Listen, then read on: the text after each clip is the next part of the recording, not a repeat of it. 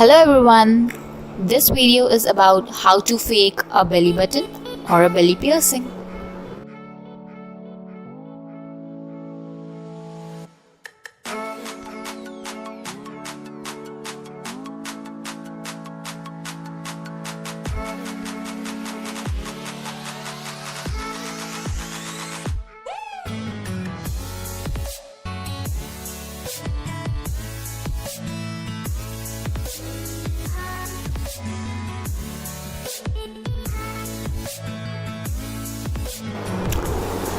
Firstly, you'll need a diamond that you can get at any of the cosmetic store and also one makeup glue.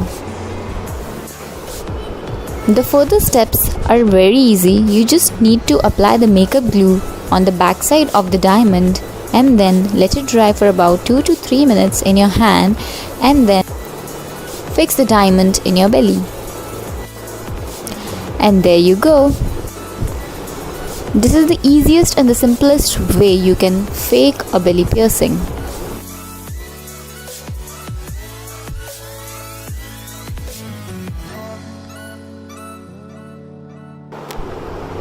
Thanks for watching. See you in the next video. Bye bye.